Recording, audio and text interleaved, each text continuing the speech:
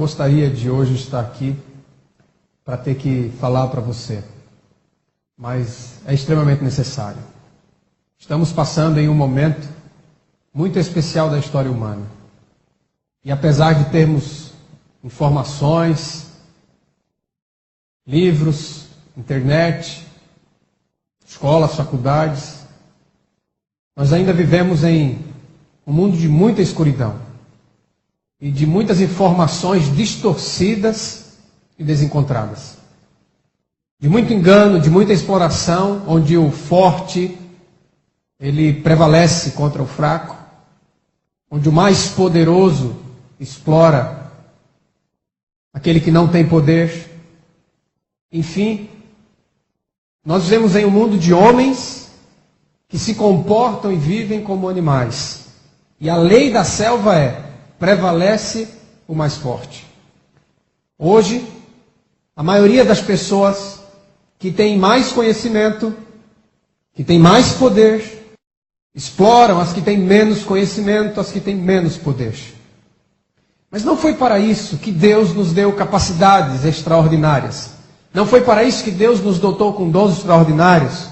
Não foi para isso que Deus nos capacitou com poder, com conhecimento, com riquezas. Deus dá bênçãos a pessoas para que elas estejam em posição privilegiada a fim de descerem as pessoas que estão em posição deprimente para que possa erguê-las. Jesus, quando esteve na terra, nos ensinou a nos dirigir a Deus como nosso Pai. Ora, se Ele é nosso Pai, e Ele é justo, e Ele é amor, como está escrito, então, meus amigos, significa dizer que, como um Pai justo, Ele dá aos seus filhos em igualdade, como filhos de Deus, como seguidores de Jesus Cristo, como irmãos que somos, em nome de Jesus, temos os mesmos privilégios, temos a mesma posição, temos o mesmo conforto e as mesmas facilidades. Se somos fortes, é para fortalecer os fracos. Se somos mais capacitados, é para ajudarmos os menos capacitados, para que eles, como nós, tenham acesso aos mesmos privilégios. Bem, de todas as injustiças e distorções deste mundo, não há como negar que a mais aberrante de todas é a distorção religiosa dos ensinamentos da Bíblia e através da iluminação do Espírito Santo, dos estudos da Palavra de Deus. Nós necessitamos continuar descobrindo, estudando e aprendendo as coisas de Deus. E hoje, quero convidar você para estudar o tema sobre os dízimos praticados nas religiões. Possivelmente você devolve fielmente 10% de tudo aquilo que você ganha para a sua igreja, para a sua religião. A questão é, esse dízimo de 10% daquilo que você ganha do seu salário, ele é bíblico? Ele foi praticado pela igreja de Jesus Cristo? Ele foi praticado pelos apóstolos? Os missionários da Bíblia, do Novo Testamento, eles viveram de um dízimo? A questão é, meus amigos, até que ponto aquilo que nós estamos acreditando, vivendo e ensinando é realmente o ensinamento da Escritura Sagrada?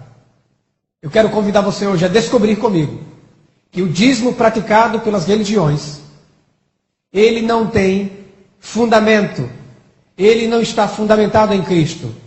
Ele em nenhum momento foi ensinado por Jesus ou por seus apóstolos, ou praticado pela igreja cristã.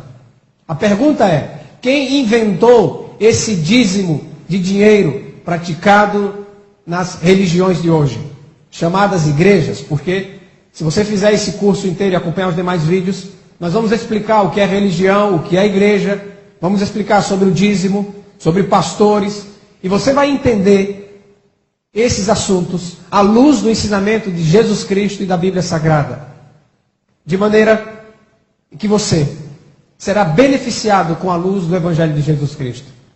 Por isso, eu quero convidar você neste momento a dirigir o seu pensamento a Deus, a voltar o seu coração para Deus e abrir a Escritura para descobrir este assunto.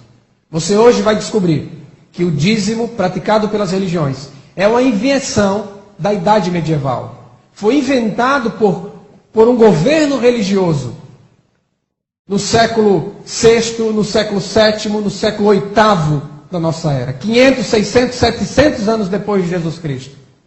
E ele não é de nenhuma forma, absolutamente, o dízimo da Bíblia. O dízimo da Bíblia, em primeiro lugar, queremos esclarecer, é um dízimo de 10% daquilo que a terra produzia e daquilo que os fazendeiros dos seus gados produziam. Era uma lei cerimonial, provisória, transitória, que servia para sustentar uma família sacerdotal humilde, pobre e que não detinha poder de governo sobre as pessoas. Aquele dízimo, juntamente com os sacrifícios praticados pelos levitas, juntamente com o templo, juntamente com aquela casa de adoração, enfim, todo o contexto daquela lei cerimonial, inclusive a circuncisão, todos aqueles ensinamentos escritos e dados por Moisés, como parte da velha aliança, eram provisórios. E todos eles, quando Cristo morreu, perderam a validade. Até Cristo morrer, a lei de Moisés ainda estava em vigor. E ainda era correto seguir aquela lei, como uma luz menor que guiava para a luz maior, verdadeira, definitiva, que é Jesus Cristo. Mas até então, aquela luz, ela era uma luz provisória, que deveria então finalmente ser abolida por Cristo na cruz do Calvário. Vejam só, os homens que seguiam a Escritura Sagrada antes da vinda de Jesus, eles andavam seguindo a lei cerimonial, mas na vinda de Cristo, então agora eles participariam de uma nova aliança, feita no sangue de Jesus Cristo, não no sangue de animais. Portanto, eu quero convidar você a abrir a Bíblia no livro de Levítico, no livro escrito por Moisés, o terceiro livro da Bíblia. E ali, depois que Deus dá as instruções para a criação de um santuário na terra, que era uma figura provisória do santuário celestial, então Deus dá as diretrizes do que eles devem fazer. E Deus também escolhe uma família dentre as 12 tribos de Israel para ser a família sacerdotal, que era a família de Levi, do profeta Moisés. E dentro desta família, ele escolhe uma família, a família de Arão, o irmão de Moisés, para ser a família sacerdotal, que deveria então oficiar, servir, que deveria praticar as leis cerimoniais no santuário. E ali Deus, então, ele estabelece uma maneira pela qual aqueles homens se dedicariam exclusivamente à obra sacerdotal. De que eles viveriam? Bem, em primeiro lugar, era proibido a eles ter qualquer propriedade. Eles deveriam ser um povo humilde, porque eles simbolizariam Jesus Cristo, que é o sumo sacerdote, é o verdadeiro sacerdote, o único sacerdote entre Deus e os homens, o único mediador, do qual aqueles sacerdotes eram apenas figura. Por isso eles deveriam ser humildes, de vida humilde, deveriam viver entre os pobres, não poderiam ter propriedades. Era-lhes assegurado unicamente a sua casa. Eles deveriam ter uma casa para morar, mas nada de riquezas, nada de luxos, nada de salários, não. Eles então trabalhariam unicamente, exclusivamente pela comida. E daí então Deus estabeleceu aquilo que nós conhecemos como dízimos. Então vamos ler o texto bíblico, o texto de Levíticos, capítulo 27, versículo 30 ao 32. Também, todas as dízimas da terra, tanto dos cereais do campo como dos frutos das árvores, são do Eterno. Santas são ao Eterno. Se alguém das suas dízimas quiser resgatar alguma coisa, acrescentará a sua quinta parte sobre ela. No tocante às dízimas do gado e do rebanho, de tudo que passar debaixo do bordão do pastor, o dízimo será santo ao Senhor. Não se investigará se é bom ou se é mau, nem o trocará. Isto é, não vai se verificar se o décimo animal, o décimo gado, ele é doente ou ele é são, ele é cego ou tem algum defeito. Não.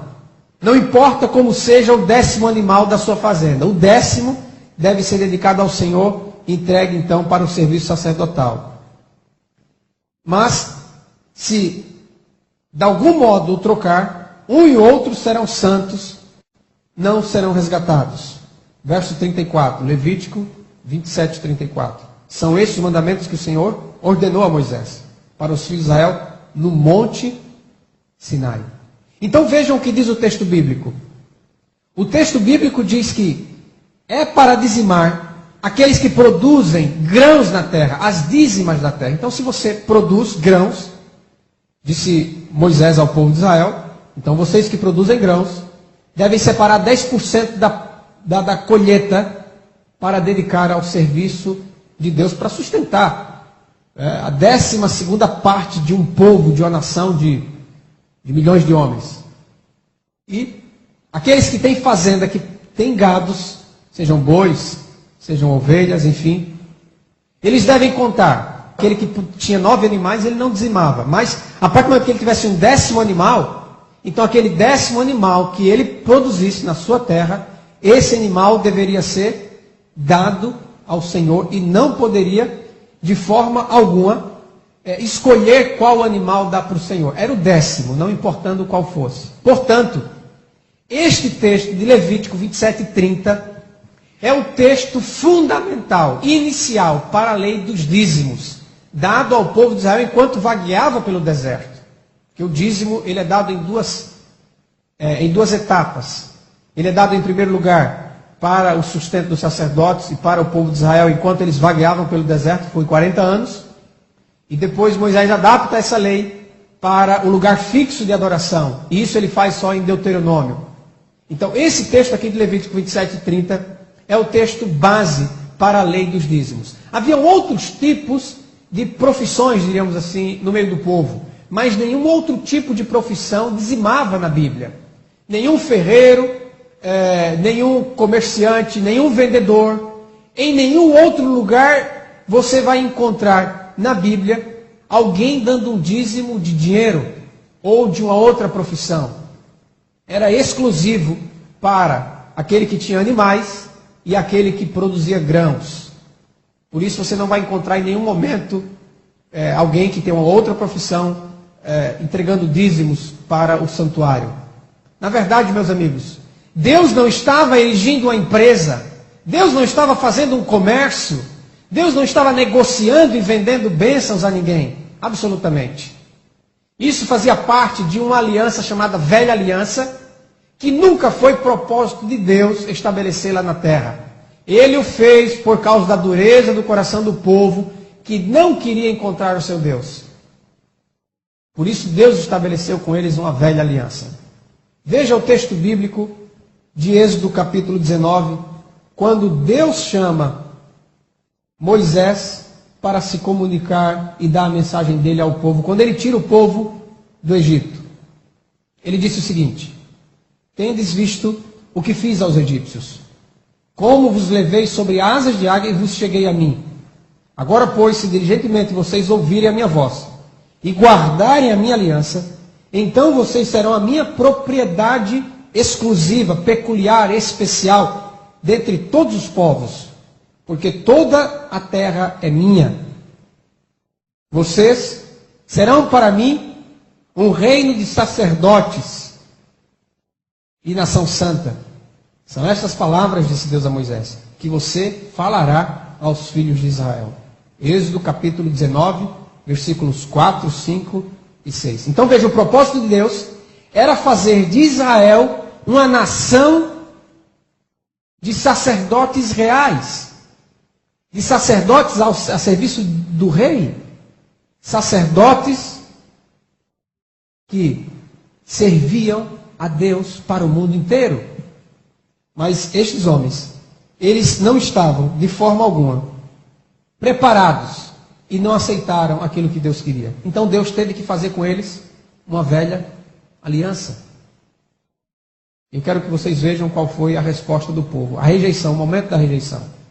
Êxodo capítulo 20, depois que Deus deu os 10 mandamentos, o povo que tinha presenciado os trovões, os relâmpagos, o clangor da trombeta, o monte fumegante. Então, quando Moisés desceu do monte, Êxodo capítulo 20, versículo 19, o povo disse a Moisés: Moisés, fala-nos tu e te ouviremos, porém não fale Deus conosco, para que nós não morramos.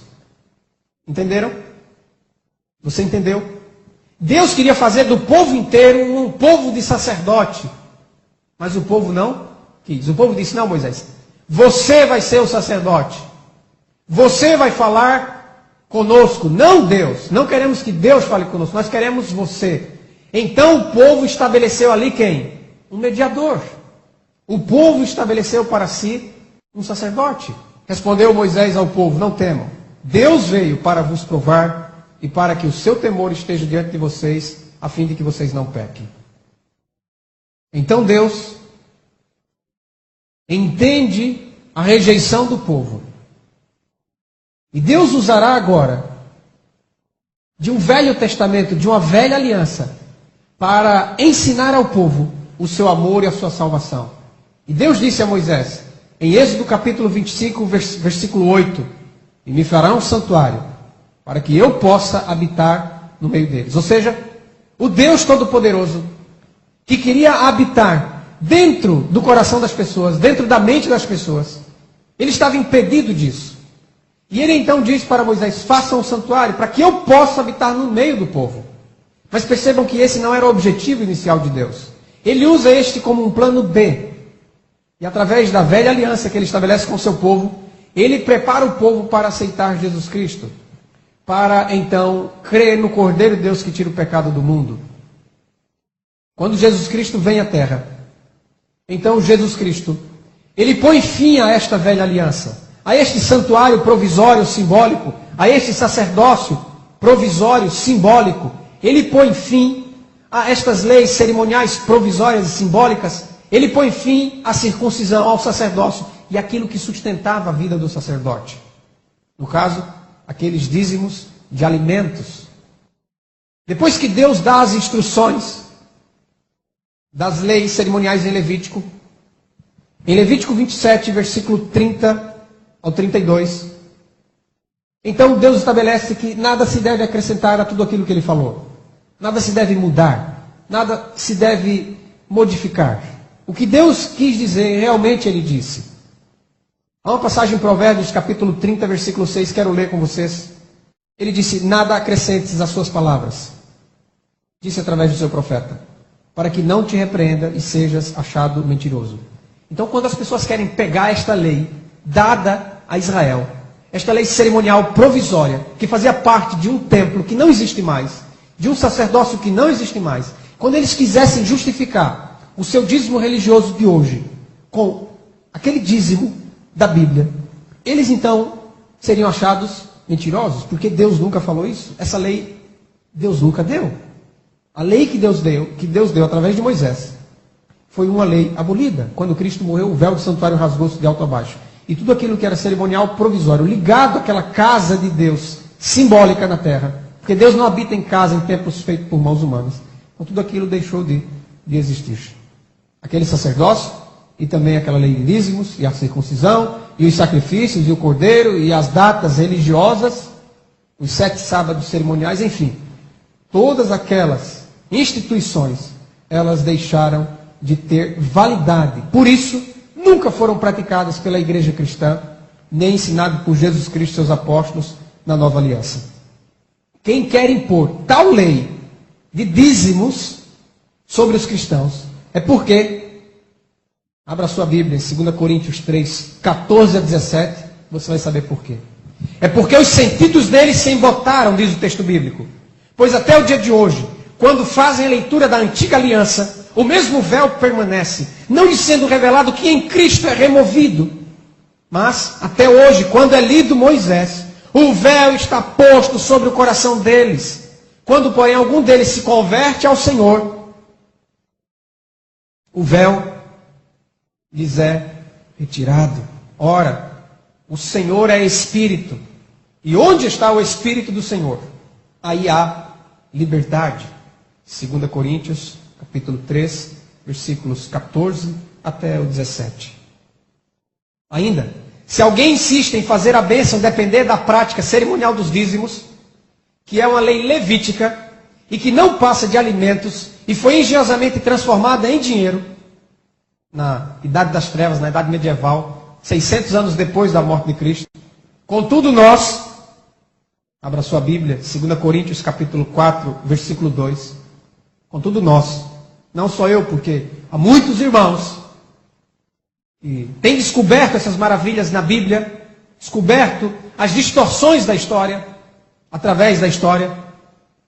Por isso nós também juntamente com os apóstolos de Cristo, nós todos aqueles que estão fundamentados na nova aliança, pelo contrário, rejeitamos as coisas que por vergonhosas se ocultam, não andando em astúcia, nem adulterando a palavra de Deus. Antes, nos recomendamos a consciência de todo homem na presença de Deus, pela manifestação da verdade.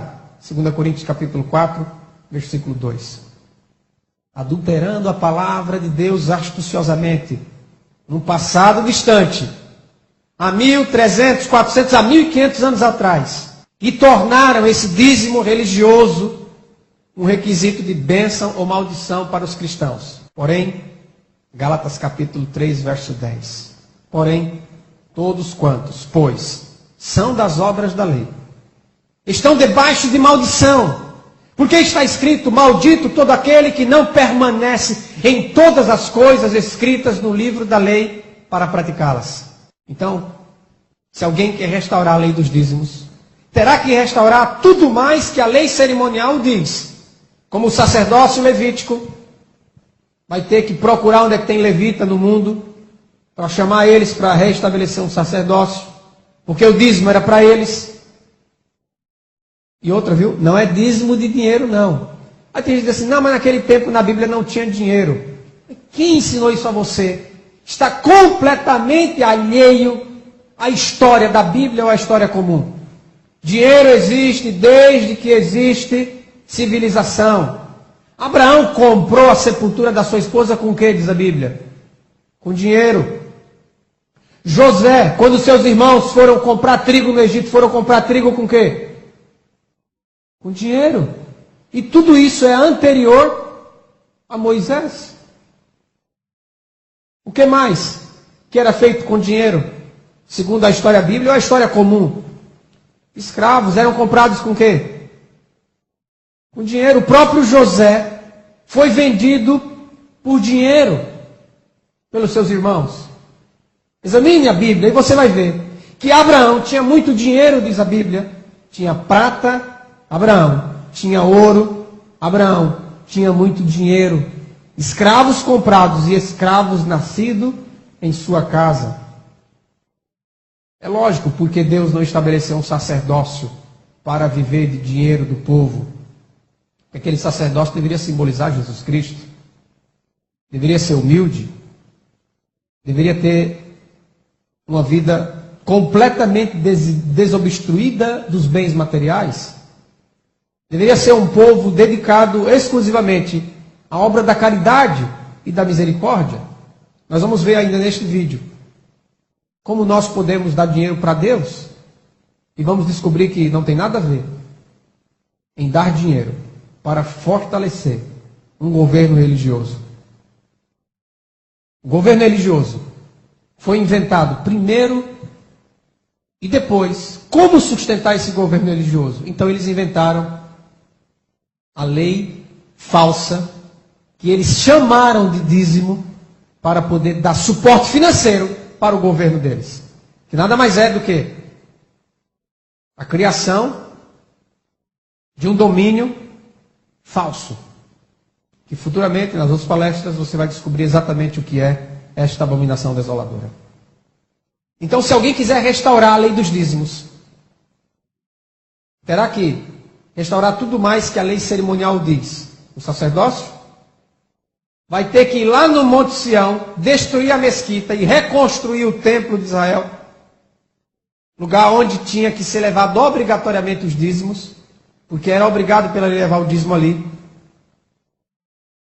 Terá também que restaurar os rituais do santuário, porque são inseparáveis do próprio santuário. E isto é a parte mais difícil de fazer, porque vai ter que comprar uma guerra com os muçulmanos, né?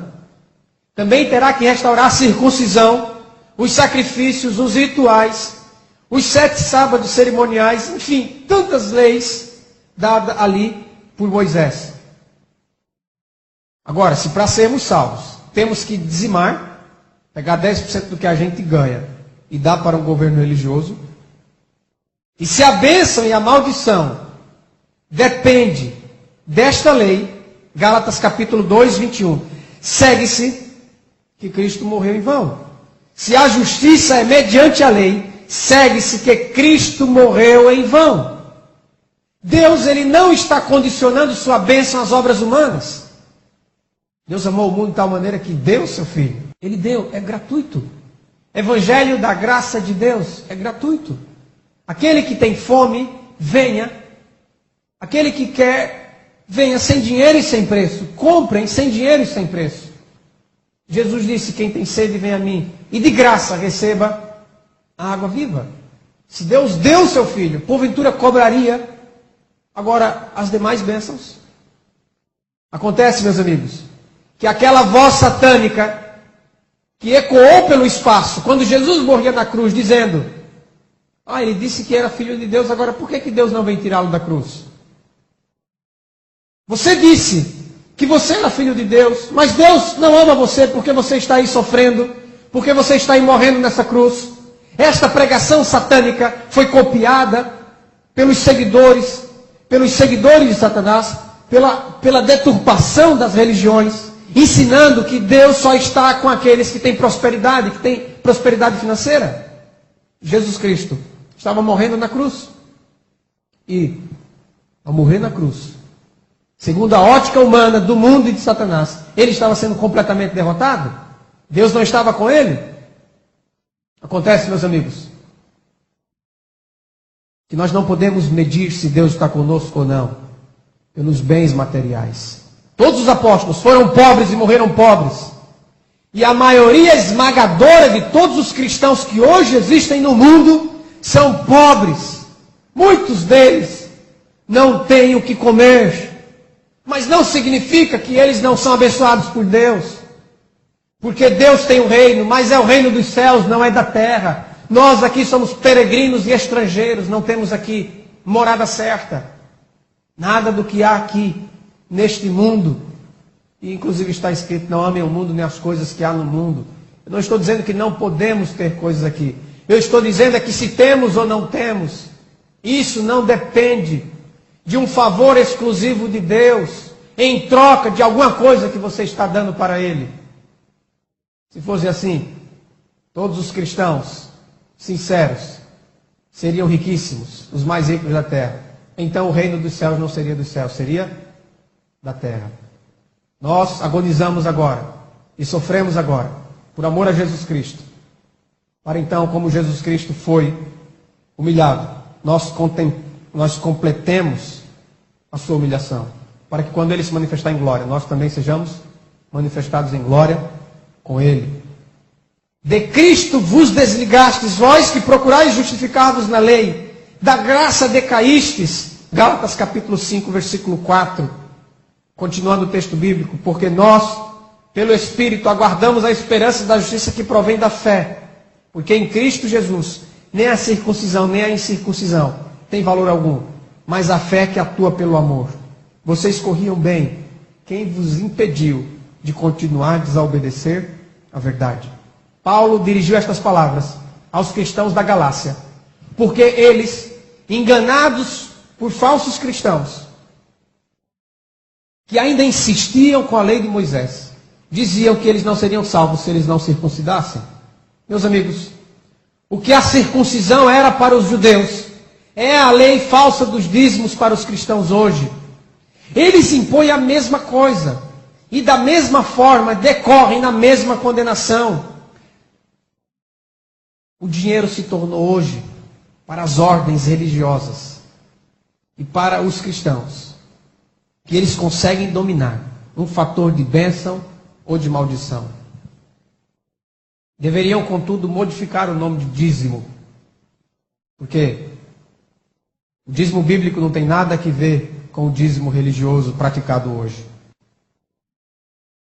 Deveriam mudar o nome para imposto religioso, mensalão religioso, tributo religioso, qualquer outro nome, Mas não pode usar o nome dízimo bíblico, porque isto é corromper, modificar, adulterar a palavra de Deus. O dízimo é uma lei cerimonial de alimentos para um sacerdócio levítico da lei de Moisés, pertencente a um sacerdócio imperfeito, provisório, de um templo feito por mãos humanas, cujos serviços foram completamente abolidos. O dízimo de hoje praticado pelas igrejas não é o dízimo bíblico. E também não pode ser assim chamado. É como o batismo praticado com um pouco de água na cabeça. É chamado como batismo, mas na verdade, mundialmente conhecido como batismo, mas na verdade, não pode ser chamado de batismo, porque batismo na Bíblia, a palavra grega batismo, significa mergulhar, mergulhar em água. Então, tanto a palavra batismo, como a palavra dízimo, está com um sentido completamente adulterado, corrompido, fazendo a Bíblia dizer o que ela nunca disse. O falso conceito está embutido na cabeça. E aí quando você olha, você vê esse falso conceito como se fosse verdade. Mas é uma adulteração, uma modificação. É uma transformação ilegal daquilo que está escrito. Eu não entrego um dízimo dos meus rendimentos para uma organização religiosa, porque eu sou seguidor de Jesus Cristo e não dos homens. Jesus, ele nunca pagou ou entregou um dízimo para uma organização religiosa. Você pode dar vários motivos para isso, mas o primeiro deles não é porque ele não era fiel à lei de Moisés, porque Jesus cumpriu a lei de Moisés à risca. O motivo real é porque Jesus era carpinteiro. Carpinteiro não dizimava. Era produtor de grãos que dizimava. Era produtor de gado que dizimava. Jesus não tinha fazenda. Jesus não era agricultor. Jesus era carpinteiro. Por isso Jesus nunca dizimou. Mas ele foi fiel à lei de Moisés. Em todo o tempo ele cumpriu a lei de Moisés. Mas não com respeito aos dízimos, porque ele era carpinteiro. A promessa da salvação, segundo está escrito em Apocalipse 2:26, Jesus disse, é para o vencedor, aquele que guardar até o fim as minhas obras. Jesus Cristo, ele não estabeleceu o dizimar como uma obra sua que deveria ser limitada, nem tampouco dos apóstolos, nem de qualquer cristão.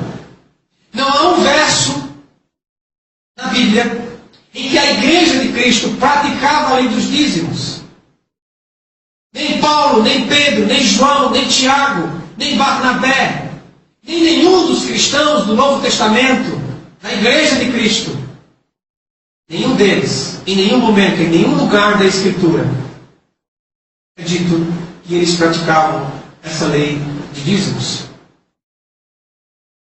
A lei levítica com o sacerdote, os dízimos que o sustentavam, a circuncisão, sinal desta velha aliança, o templo, que era chamada casa de oração, casa de Deus, um lugar físico, um lugar fixo para adorar a Deus, os rituais e os sacrifícios, tudo isso era um ensino provisório, Gálatas 3:24, e serviu de aio para nos conduzir a Cristo, a fim de que fôssemos justificados por fé. E tendo vindo a fé, já não estamos subordinados ao aio. O aio é uma expressão jurídica para significar que quando você é um menor e os seus pais, eles estão ausentes, eles faleceram, algum motivo assim, a palavra é usada curador. Então você, segundo a justiça, é colocado na tutela de um curador, até que você complete a maioridade. Você é dito como sendo colocado em escravidão. Uma criança, um escravo.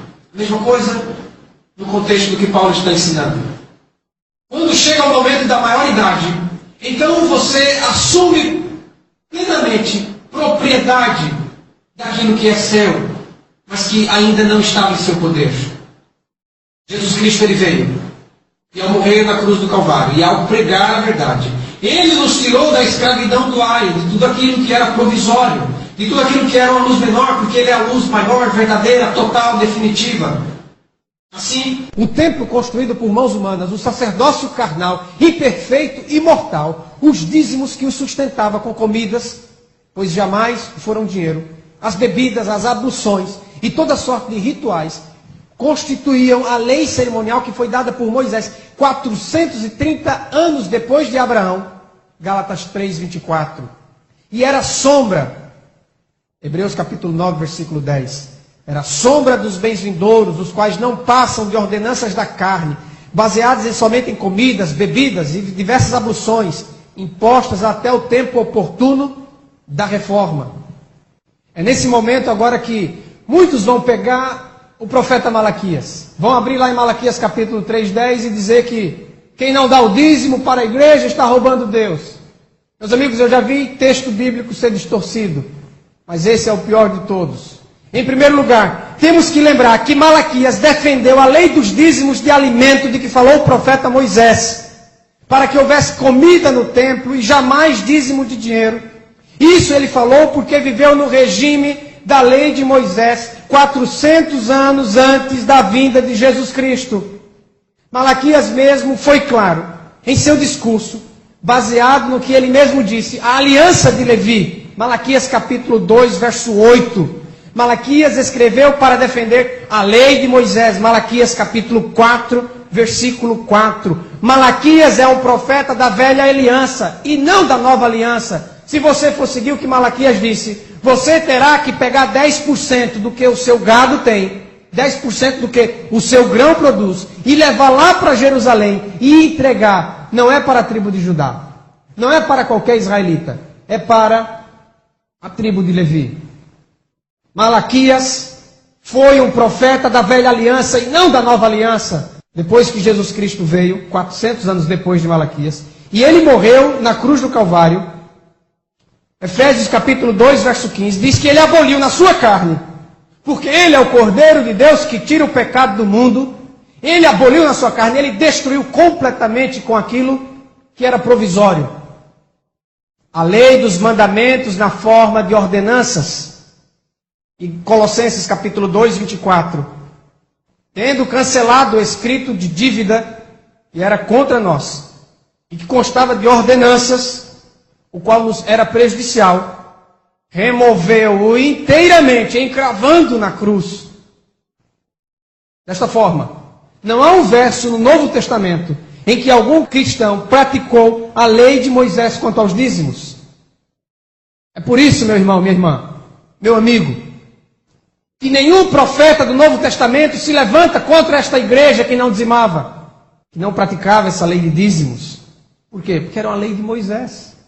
Ora, a igreja do Novo Testamento, tão próspera, tão grande, tão expansiva, nunca praticou essa lei dos dízimos de Moisés. Mas nenhum profeta se levantou para repreendê-lo, como fez Malaquias, em Israel 400 anos antes. Mas quando algum cristão quis obedecer à lei cerimonial, circuncidando-se, então se levantaram profetas no Novo Testamento para dizer que não estavam obrigados a restaurar a lei de Moisés, que Jesus Cristo, ao morrer, aboliu esta lei provisória. Se alguém está pensando que tem que pegar 10% do que ganha para sustentar um pastor, o dízimo do seu salário, a pergunta é, onde está no Novo Testamento este verso? Amigo, em lugar nenhum. Nunca a igreja de Cristo, ou qualquer cristão, recebeu dízimo no Novo Testamento. Esse mandamento foi promulgado pelo homem, e não por Jesus Cristo, o nosso pastor, o único pastor verdadeiro, a quem devemos seguir. Afinal de contas, temos que responder à pergunta, então, quem inventou esse dízimo de dinheiro? Quando inventou esse dízimo de dinheiro? Por que inventou esse dízimo de dinheiro? Para que inventaram esse dízimo? No 6º século, depois da morte de Jesus, quando a igreja de Cristo não era como nos dias apostólicos, então já nem podemos dizer que era a igreja de Cristo. conhecida desde aquele tempo como Igreja Romana, ou Católica Romana, do Papa, foi quem inventou esse dízimo. No início, era algo voluntário para sustentar o novo governo que se estabeleceu na Terra. Até então, todos os governos da história do mundo eram governos religiosos, mas nenhum deles era um governo em nome de Jesus Cristo. Surgiu agora no cenário mundial um novo governo religioso em nome de Jesus Cristo. E era uma mescla de Roma com uma mistura dos ensinamentos de Jesus Cristo. Isso foi uma novidade, o governo religioso de Jesus Cristo. Então, esse governo precisava de poder, e vocês sabem que eles teriam poder no dinheiro. Esse novo governo, que é uma continuação do Império Romano religioso não cristão, ele usou o nome igreja. Anos depois da invenção desse governo religioso e desse negócio chamado dízimo, então, já não era suficiente uma colaboração voluntária de 10% do que se ganhava. Foi então que em 785, depois de Cristo, o fervoroso rei Franco, da França, Carlos Magno, fervoroso, zeloso, defensor do catolicismo romano, então ele criou esse dízimo praticado pelas igrejas até o dia de hoje. Ele, em 785 depois de Cristo, baixou o decreto do dízimo praticado hoje ainda pelas religiões. Onde você pode encontrar e fundamentar isso historicamente? Bem, para você ver a história da criação do dízimo religioso, você pode consultar a enciclopédia Rialp, enciclopédia americana. Mas talvez você não conheça essa enciclopédia. Não se desespere. Eu agora há pouco tempo não sabia, foi uma novidade para mim, porque eu descobri estas coisas unicamente com a Bíblia, e depois que me veio ao entendimento estas palavras, então eu comecei a pesquisar na história para saber onde surgiu esse falso dízimo. E aí então eu encontrei a enciclopédia Rialp. Mas eu queria algo que o brasileiro pudesse ter acesso. E orei, pedi a Deus. E finalmente me veio aquela convicção de procurar a enciclopédia Barça, que muitos de vocês talvez tenham até em casa. Eu abri a enciclopédia Barça no verbete dízimo. Caros amigos, é impressionante como ali está contada a história do surgimento do dízimo que hoje se pratica nas religiões. Pega a enciclopédia Barça. Aquele registro é fiel da história. E o decreto de 785, onde você pode encontrar fundamentação? Eu vou citar para você, já citei a enciclopédia secular mais importante da nossa língua portuguesa. Agora eu vou citar uma autoridade religiosa, a mais importante do meio religioso, conhecido por todos os estudiosos da religião cristã. O Dicionário Internacional de Teologia do Novo Testamento, sob o verbete dízimo, na página 601. Ali está o decreto de Carlos Magno. Você pode ler o artigo completo, da página 595 à página 601. Ali está declarando o surgimento do dízimo praticado pelas religiões. Esse dicionário internacional de teologia do Novo Testamento, primeiro foi publicado na Alemanha, muitas décadas atrás. Pelo sucesso da obra publicada por grandes estudiosos, ela foi reproduzida nos Estados Unidos algumas vezes e editada. Finalmente ela foi trazida para o português aqui no Brasil. E hoje ela é uma edição única na sua mais nova publicação. Você pode encontrar com facilidade. Ali no verbete dízimo tem a explicação deste decreto de Carlos Magno que fundamenta este falso dízimo. Então, pervertendo as escrituras, os líderes religiosos da Idade das Trevas, Idade Medieval, que foi o período governado pela religião católica romana, foi o Império Romano religioso cristão, que por 1000 anos dominou o mundo. Por este período, a prosperidade, a riqueza, a ganância, o luxo e tudo mais que possa existir foi dado ao governo religioso, através de um falso governo religioso, através de um falso dízimo bíblico. Perverteram as Escrituras, esses líderes, nesse período que foi conhecido como Idade das Trevas, a noite escura da terra, enfim, esses 1000 anos, auxiliados pelos reis, porque era junto a religião e o poder político. Criaram então um sistema financeiro inteligentíssimo, deturpando o que Deus havia dado para o povo de Israel. E deram a ele o nome de dízimo. Falsificaram a religião de Jesus Cristo. E a Idade das Trevas ainda não acabou para a maioria dos cristãos. Ainda estamos saindo da caverna, ainda estamos saindo da Idade das Trevas. Que não haja orgulho nesta questão, que sejamos humildes e reconheçamos que nós erramos, acreditamos errado, para que nós possamos mudar. A Igreja Católica inventou o dízimo de dinheiro e também inventou o governo religioso. E ela é considerada pelos evangélicos, pelos protestantes, como sendo a besta do Apocalipse. Como sendo o Papa, o representante de Satanás. Reconheceram a falácia da criação de um governo religioso no nome de Jesus. Reconheceram tantas instituições da Idade Média como sendo falsas e não bíblicas. E daí surgem muitos movimentos cristãos. Mas essa Igreja Católica Romana, do Papa, que eles consideram a besta, o representante de Satanás, que criou esse falso dízimo, reconheceu a falácia do dízimo religioso. E o Papa Bento XVI extinguiu o termo dízimo do 5º mandamento da Igreja, promulgado em 28 de junho de 2005 e republicada pela Conferência Nacional dos Bispos do Brasil.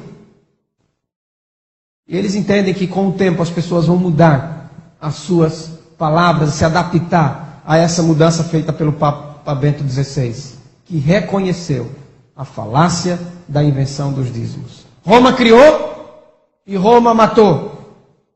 Mas os cristãos ainda estão copiando Roma.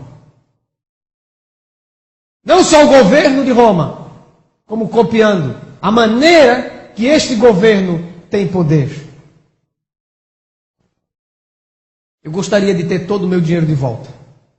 Por 15 anos que eu fui enganado. Achei que estava dando dinheiro para Deus. Mas na verdade, eu estava sustentando uma empresa religiosa. Um governo de homens. A pergunta é, será que vão devolver o meu dinheiro para que eu possa de fato entregá-lo para Deus?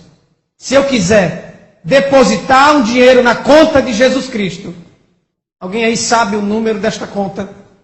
Daqui a pouco eu vou dizer para você qual o número da conta de Jesus.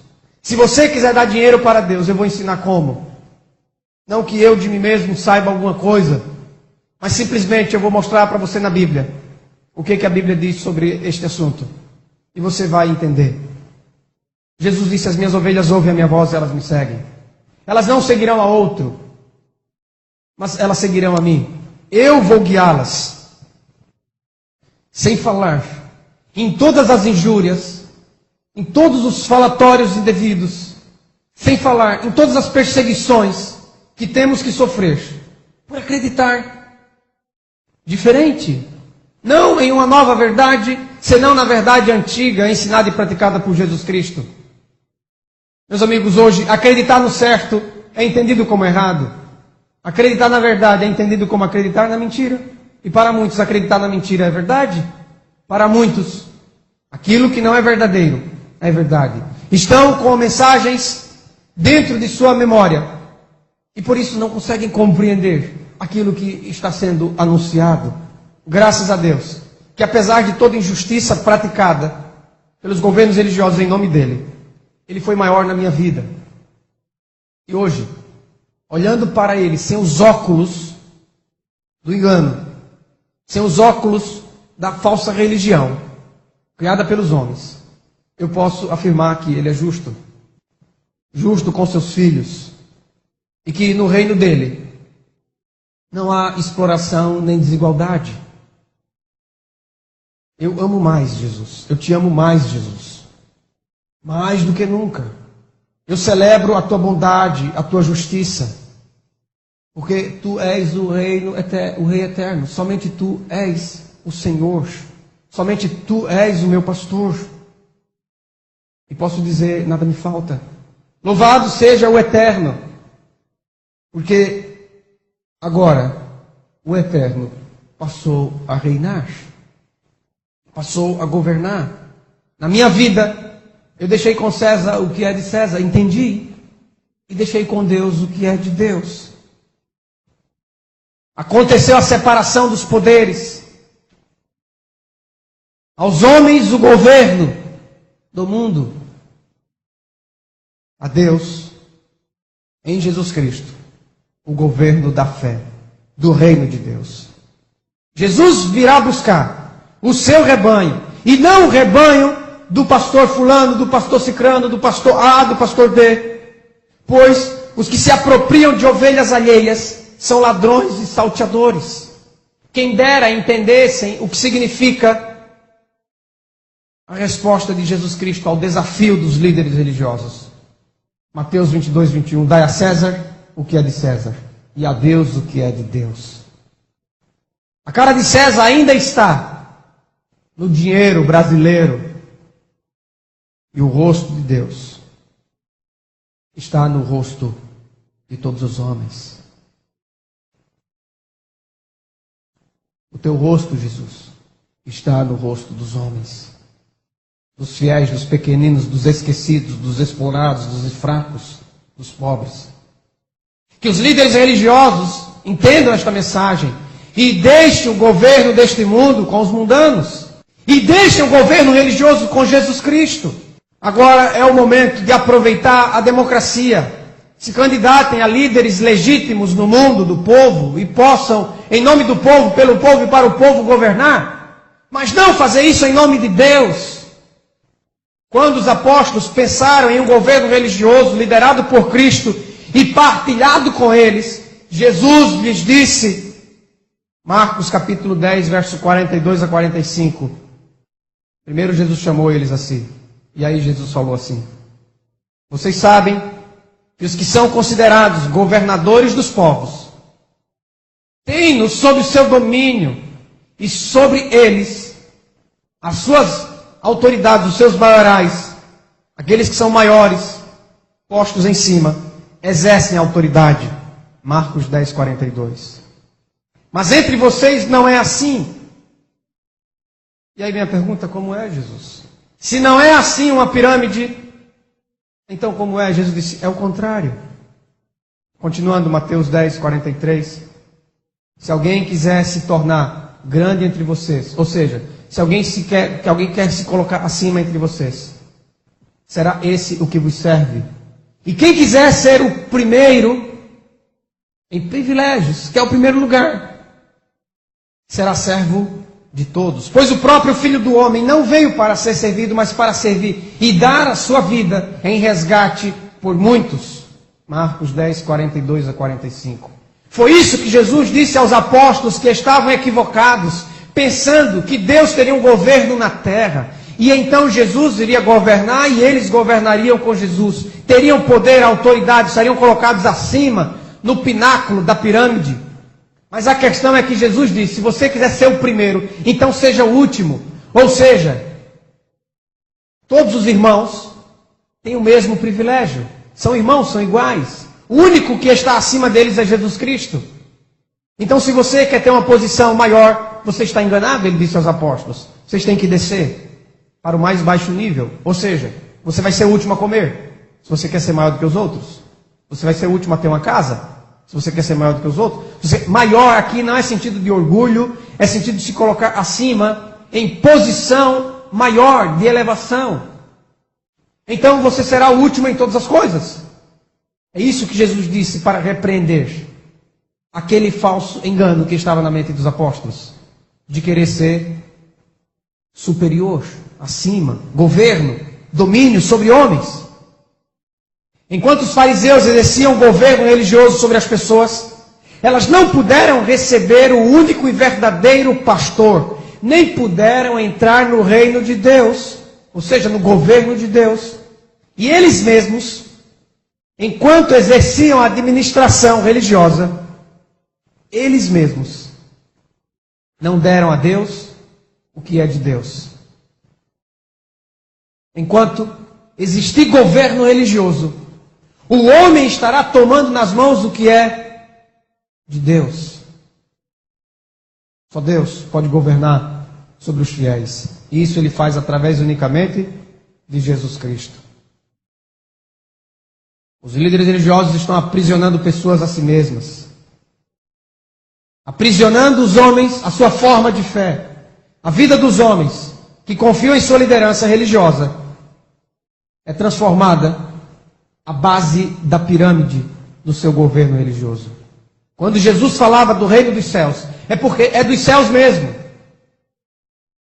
e não da terra. Eu continuo orando, agora mais do que nunca, com uma clareza maior. Venha Deus, venha a nós o teu reino, que venha o reino dele, porque o reino dele está vindo. Mas, enquanto este reino não vem, ele é um reino espiritual, que está no meio dos homens, e que está dentro dos filhos de Deus. São Lucas 17, 20 e 21. Jesus foi interrogado pelos fariseus sobre quando viria o reino de Deus. E Jesus respondeu para eles. Sabe por que eles fizeram essa pergunta para Jesus? Porque muitas pessoas estavam sendo expulsas da religião, do templo, da igreja. E elas estavam agora sem um lugar fixo para adorar a Deus. Elas estavam agora sem um governo religioso para dedicarem a sua devoção. Mas elas estavam agora entendendo a verdade. Por isso eles perguntaram, quando vai vir esse reino? Nós queremos ver para onde que as pessoas vão, a quem que elas vão estar submissas. E aí então Jesus responde. Ele disse, não vem o reino de Deus com visível aparência.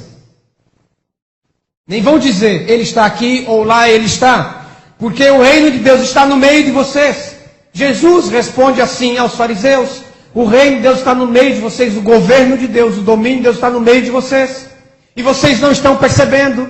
Porque o reino de Deus é espiritual. Ele acontece agora espiritualmente, falando no coração daqueles que se tornam filhos de Deus através de Jesus Cristo pela fé.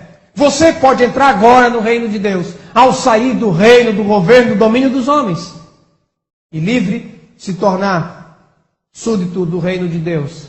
E Deus adota você, muito mais do que um súdito, um escravo. Ele faz de você filho, e você se torna filho do rei. E então você participa do reino de Deus, como filho. Quem rejeita qualquer governo religioso e faz de Jesus o seu único pastor, vivendo as práticas e os ensinamentos de Jesus Cristo, ensinamentos estes de caridade, então ele está vivendo a religião de Deus. O que passa disso é a religião dos homens. Através do governo religioso, então os mercadores da fé, como empresários que são, praticam o mercado ilegal e clandestino, o comércio das almas, de pessoas. O nome do negócio, igreja. Os nomes sagrados, Deus, Jesus, Bíblia, são apenas usados como propaganda do negócio, como produtos de um mercado. Aquele que não poupou o seu próprio filho, antes por todos nós o entregou. Porventura não nos dará graciosamente com ele todas as coisas? Romanos 8:32. Em Cristo nos foram dadas todas as coisas, todas as bênçãos de Deus. Não há bênção maior para recebermos posteriormente.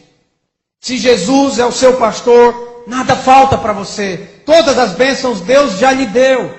Ele não precisa de dinheiro para abençoar você. Em nenhum momento. As bênçãos já são nossas pela fé, por acreditarmos em Jesus Cristo. Nós já temos tudo que Deus nos prometeu. Mas como os homens estabeleceram líderes religiosos para si mesmos. Então há uma fome insaciável. Os homens estão perdidos, sendo conduzidos por outros homens. Jesus disse, cegos guiando cegos. Na verdade, não é porque a pessoa que está guiando não tem entendimento, não tem inteligência, não tem sabedoria. Tem sim. E não tem pouca não, tem muita. Faz o povo trabalhar para si, de graça. Ainda paga para trabalhar para si. Enquanto os irmãozinhos estão na fila do SUS, tem a maior e melhor cobertura de planos de saúde. Então não são, em nenhum momento, cegos no sentido do mundo, não. No sentido do mundo, eles veem com 4, 5, 6, 10 mil olhos. Olham por todos os lados. São muito diferentes dos santos de barro. Santos de barro têm olhos, mas não veem. Esses santos religiosos têm olhos e veem muito bem. Enxergam longe. Aqueles outros lá de barro têm mão, mas não pegam. Esses pegam. Pegam em grandes quantidades de dinheiro. Então, negócio da fé é um negócio extremamente próspero. Está prosperando. As pessoas voltam sempre, inadvertidamente, pagam alto por isso. Voltam sempre à mesma fonte dos homens. São eles os homens dominados, escravizados. São eles uma fonte inesgotável para os governos religiosos, para os multimilionários que exercem o comércio, cujos gerentes de negócio podem dizer, eles sim podem dizer que nada lhes falta deste mundo, porque tem tudo. Nós não podemos conseguir por dinheiro aquilo que Deus nos deu gratuitamente. E tudo nos foi dado em Cristo pela graça, mediante a fé. Se Deus entregou o seu Filho gratuitamente para conceder vida eterna ao que crê, porventura Ele estaria agora cobrando dinheiro dos fiéis para poder dar outras bênçãos? Estaria Deus cobrando de você dinheiro para poder te abençoar? Os homens pintaram Deus como um mercador, um empresário. Eu te abençoo, mas você me dá dinheiro. Na verdade, meus amigos, o Evangelho de Deus faz bem pobres, mas o Evangelho dos homens faz bem a eles mesmos que pregam este Evangelho. Deus é representado como sendo mesquinho pelos pregadores que estão refletindo o seu próprio caráter interior, pois são mesquinhos na compreensão espiritual e estão, por assim dizer, profanando o sangue da nova aliança, insultando o Espírito da graça. Cumpre-se a palavra que diz, conforme está escrito em 2 Pedro, pode ler na sua Bíblia, capítulo 1 até o versículo 3. Atente bem para esta leitura. Assim, como no meio do povo surgiram falsos profetas, e aí Pedro falando, se referindo ao passado, no meio do povo surgiram falsos profetas, assim também haverá entre vocês falsos mestres, os quais introduzirão dissimuladamente heresias destruidoras, até o ponto de renegarem o soberano Senhor que os resgatou, trazendo sobre si mesmos repentina destruição, quer dizer, uma destruição surpresa. E muitos seguirão as suas práticas imorais.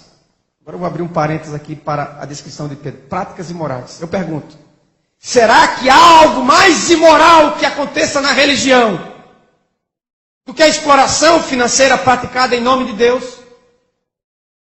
Será que há algo mais imoral que possa existir do que pastor fazendo campanha de cura na sua igreja e dizendo que a pessoa faça um sacrifício, que venda o seu apartamento ou que pegue 10% do que ele ganha e dê para a igreja? E daí, se a pessoa vai e bate o carro, ou se a pessoa vai e está passando por um problema na sua família, um problema financeiro, ou se ela perdeu o emprego, aí o pastor vai na sua casa e diz, irmão, você está sendo fiel nos dízimos, irmão. Isso é porque você falhou. No entanto, meus amigos, enquanto os irmãos têm que depender da fé para viver neste mundo, os líderes religiosos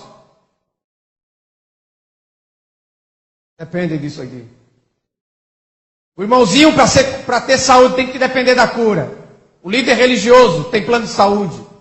O irmãozinho tem que crer na fé que o carro dele vai ser guardado. Mas o líder religioso tem plano, tem seguro do seu carro, tem seguro de vida, tem a melhor escola para os seus filhos, tem a melhor casa da cidade, do bairro.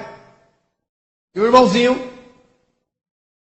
não é pecado ter casa, ter piscina, ter carro, viajar o mundo inteiro, se hospedar no hotel de 5 estrelas. Pecado é fazer isso em nome da religião, em nome de Deus. Isso é um pecado grave. Há muitos homens de Deus fazendo isso. Há muitos homens de Deus colocados no lugar errado. Mas, eles são homens de Deus, mas não o suficiente para perceber que almoçar na churrascaria de R$50, enquanto tem muitos irmãos que não têm o que comer. Eles são homens de Deus, mas não que enxerguem suficiente para perceber que isso é pecado. Quero chamar a sua atenção agora para você depositar dinheiro na conta de Jesus Cristo. Eu não sabia, mas eu descobri que Jesus Cristo tem uma conta corrente, e você pode depositar o dinheiro diretamente para Ele. E faça isso, e você será realmente recompensado. E você vai ver que aqui não tem um jogo de interesses, nem Deus está comprando você, nem a sua fé. Continuando ainda Pedro, 2 Pedro, capítulo 2, versículo 1 a 3. E muitos seguirão as suas práticas imorais, e por causa deles será difamado o caminho da verdade. Meus irmãos, existe maior difamação do caminho da verdade que possa o governo religioso estar dando com as suas práticas imorais de toda espécie? Por que isto acontece? Por que o líder religioso estuprou a criança? Estuprou a mulher? Por que o líder religioso saiu com a mulher do irmão? Por que há casos de pedofilia? Aí dizem, não, isso acontece em todos os lugares. Meu irmão, isso acontece em todos os lugares, sim, meu amigo. Mas isso não acontece onde Deus governa. Isso acontece onde o homem governa. E acontece que aos homens darem para si mesmos líderes religiosos, tomando o lugar de Jesus Cristo e sustentando o governo religioso, deram para eles acesso à sua intimidade que pertence unicamente a Jesus Cristo. O problema não é que padres não casam, porque tem pastores casados praticando as mesmas barbaridades. O problema é que estes homens são ovelhas e devem viver como ovelhas e deixar o lugar de líder religioso para Jesus Cristo. Aí vai acabar todo esse problema. Nós temos que matar o mal na raiz. É uma expressão. Ou seja, nós temos que resolver o problema na sua origem. E a origem do problema é liderança religiosa. Homens sendo guiados por homens. Quando Jesus disse, são cegos guiando os cegos, não é porque aquele que guia não tem inteligência e não tem visão. É que aquele que guia tem uma visão mundana. Porque aquele que tem a visão espiritual, ele não guia ninguém. Jesus é o guia. Jesus é o pastor. Jesus vai à frente. Todos nós somos irmãos iguais. E olhamos uns para os outros no mesmo nível e não um acima do outro. Continuando, também, movidos de ambição por dinheiro, disse Pedro, profetizando, farão comércio de vós.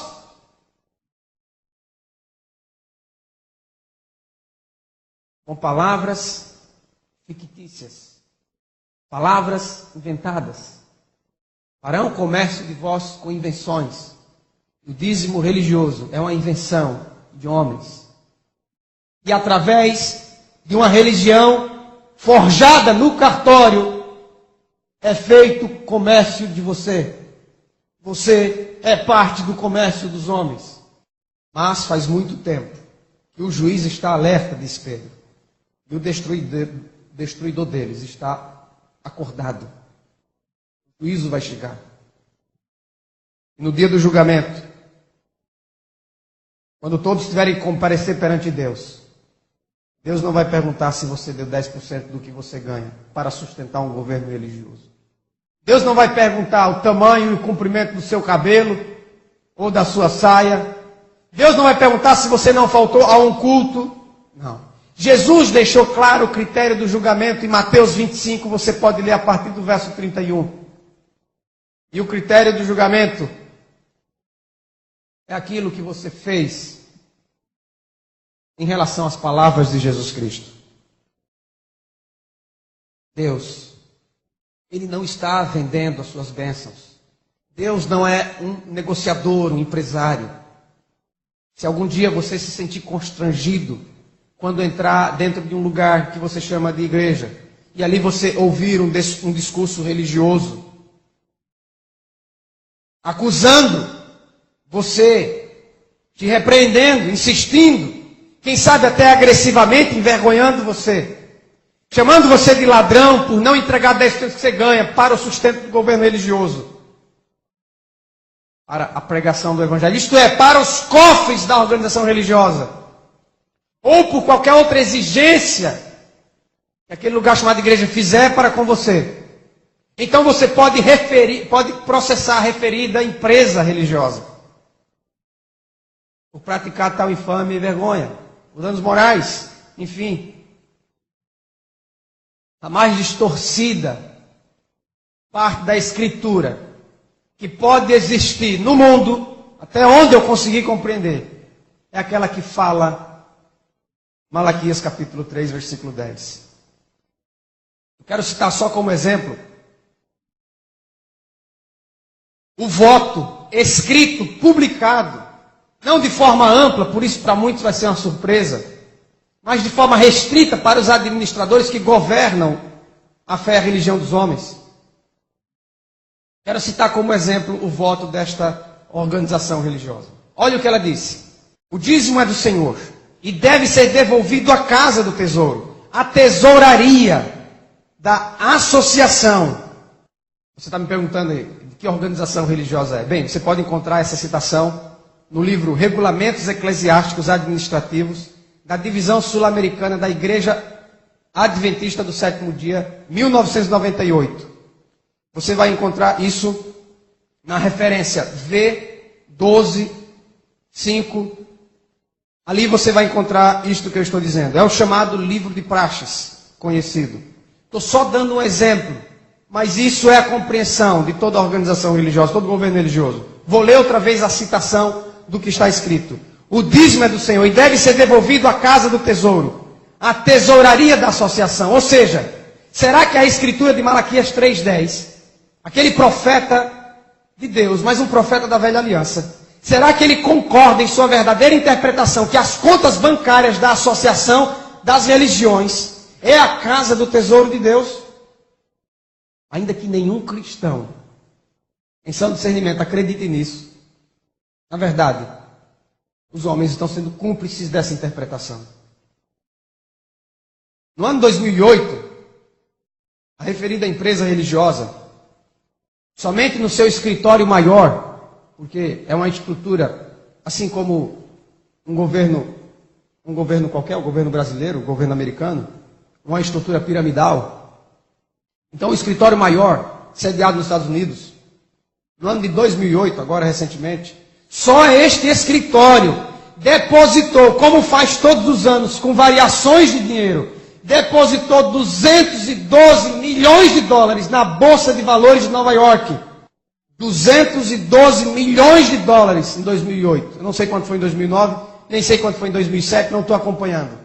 Na Bolsa de Valores de Nova York. A questão é que isso é só sombra, isso é só a ponta do iceberg, isso é o dinheiro que sobrou depois de tudo que foi gasto em um ano. Sabe qual é a principal fonte de renda dos governos religiosos, da grande maioria? É o chamado dízimo. Então, do que sobrou dos dízimos de um escritório, São Geral, da chamada Igreja do Sétimo Dia, uma poderosa empresa religiosa, o que sobrou, em 2008, foi para a Bolsa de Valores de Nova York. E foi 212 milhões de dólares. São coisas. E os fiéis não têm a mínima consciência do que acontece. Nem como o dinheiro é gasto. Nem sabe quantos bilhões de reais se arrecadam a cada ano pelos cofres da organização religiosa. E nem sabe como é gasto. Enfim, nem sabe o tamanho da concentração de poder que tem os administradores que governam as organizações. As organizações religiosas rejeitaram o governo espiritual de Deus e seguem o seu próprio estatuto e o seu próprio governo. E como resultado da exploração dos fiéis enganados, enriquecem mais e mais.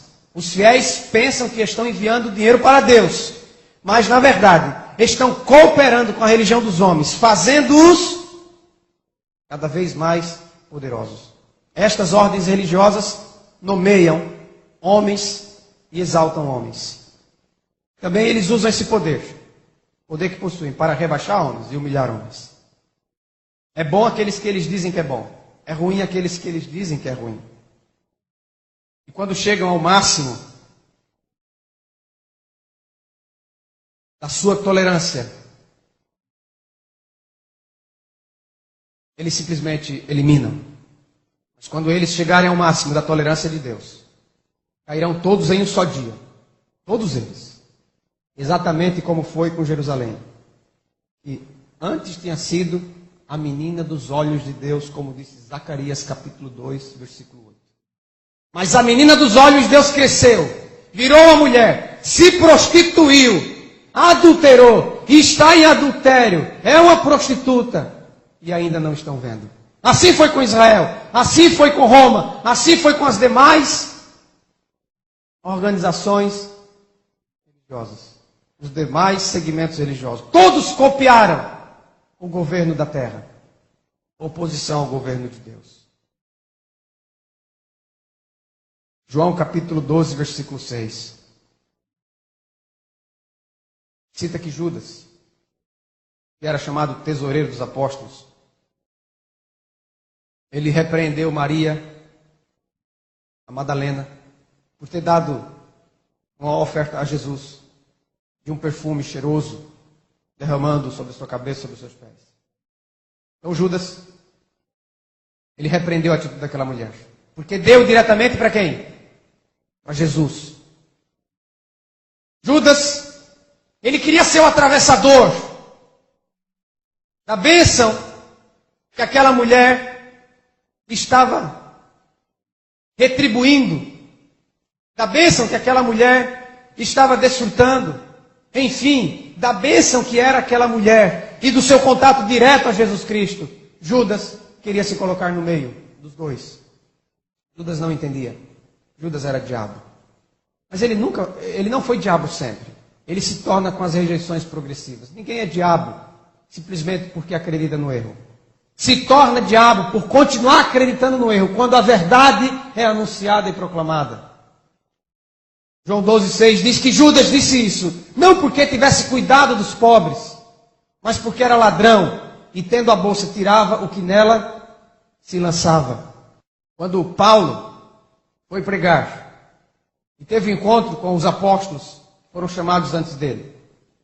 Gálatas 2,10, Paulo disse que a única coisa que eles recomendaram a Paulo foi que se lembrasse dos pobres, o que também ele disse, me esforcei por fazer, Gálatas 2,10.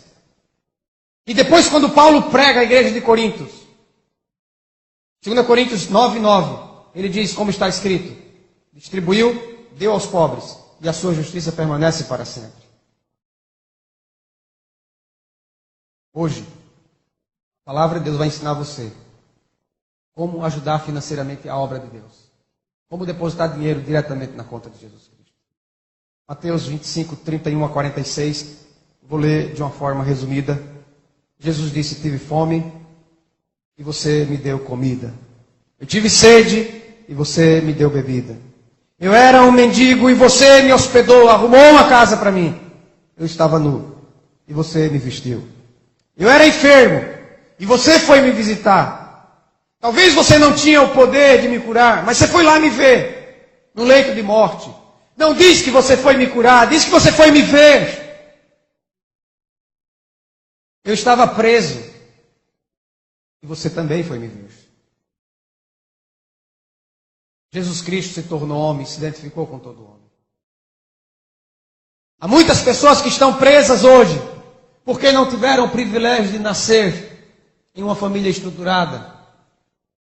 Por isso, com uma mãe muitas vezes prostituída, um pai muitas vezes drogado, com 3 anos de idade aprendeu as coisas erradas, com 5 anos aprendeu a fumar, com 10 anos aprendeu a roubar, com 15 anos aprendeu a usar drogas pesadas. Com 17 aprendeu a traficar. Com 18 matou alguém. Com 19 estava preso, está preso até hoje. Mas ele é simplesmente fruto de uma estrutura, de uma sociedade injusta, desigual, exploradora. Para existir um poderoso tem que haver muitos fracos, um sábio tem que haver muitos ignorantes. A questão é, meu amigo, se ele tivesse nascido talvez no seu lar, ele não seria um preso. Jesus disse, vá ver o preso. Sempre que o fizestes a um destes meus pequeninos irmãos, a mim o fizeste, disse Jesus. A melhor tradução para o texto grego, pequeninos, seria esquecidos. Então vamos reler o texto. Sempre que o fizestes a um destes meus esquecidos irmãos, a mim o fizeste. Então hoje, eu digo para você, onde está a conta corrente de Jesus Cristo? É a conta do pobre.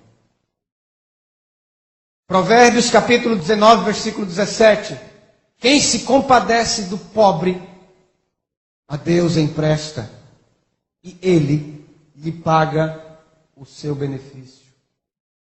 O pobre é aquele que está em posição de inferioridade. É aquele que está abaixo de você e não acima de você. Você tem que mandar força, não para cima, força para baixo para levantar quem está no chão.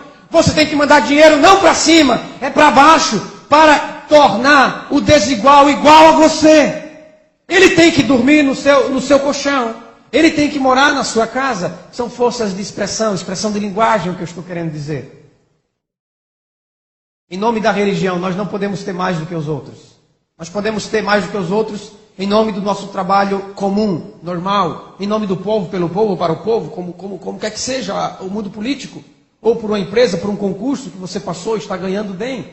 Então você pode isso. Mas não em nome da religião, não em nome de Jesus Cristo, não ganhando às custas da ignorância e da fraqueza do povo. Não. Em nome de Jesus, o que você tem que fazer, em nome da religião, é mandar para baixo e não para cima. É erguer o que está caído.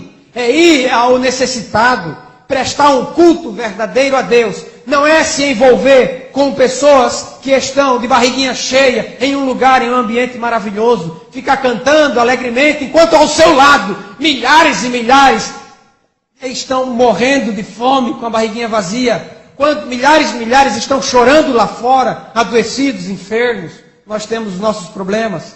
E não é em uma casa chamada igreja que serão resolvidos. Não, é na vinda de Jesus Cristo. Temos que olhar para Jesus, ignorar os nossos problemas e ir atrás daqueles que estão com problemas maiores do que os nossos. E em nome de Jesus, ajudar essas pessoas. O pobre é aquele que está em posição de inferioridade. São os esquecidos, os injustiçados, os indefesos. São os inválidos. É qualquer um que está em desvantagem em relação a você. Se você quer adorar a Deus, adore a Deus, amando, ajudando, salvando aquele que está abaixo de si. Hoje, nós aprendemos que o dízimo das religiões é falso. E dar dinheiro para Deus, ou para a obra de Deus, ou para Jesus, é dar para os necessitados. Vamos tirar o foco do homem. Vamos deixar de exaltar o homem. E vamos colocar os homens em igualdade. Em nome de Jesus Cristo, não pode haver nem rico, nem pobre. Grande, pequeno, líder e liderados, governantes e governados, maiores e menores, homem ou mulher, porque em Cristo nós todos somos um. Jesus nos chamou e disse, eu sou o bom pastor, eu dou a minha vida por vocês. E vocês que são as minhas ovelhas me ouvem e me seguem. E quem me segue não andará nas trevas. Ele disse que haveria um só rebanho e um só pastor. Um só rebanho de ovelhas iguais, que se alimentam igualmente, que têm a mesma gordura e o mesmo peso, que dormem no mesmo pasto, que bebem da mesma água. A religião de Cristo, a religião de Deus, que é Jesus Cristo, torna os homens iguais em privilégios. Torna os homens iguais em paternidade. Somos todos filhos de um mesmo Pai e não desiguais. Com poder, com fervor, com alegria, entreguemos para Jesus o que nós temos. Não 10%, não 20%, não 30%, Entreguemos tudo a Ele, para glorificar a Ele. E isso fazemos quando nós cumprimos a sua palavra. No dia do juízo, o critério do julgamento é este. E neste julgamento, hoje, há comprovações claríssimas de que as organizações religiosas, os governos religiosos, são os mais réprobos, condenáveis que possam existir. Porque eles fazem bem somente a si mesmos. Em nome de Jesus, saia do cativeiro. Ele quebrou as tuas algemas. Em liberdade vá fazer a obra de Deus. Fazer a obra de Deus, exaltar o nome de Deus, o nome de Jesus Cristo. Indo em busca dos esquecidos. Amém.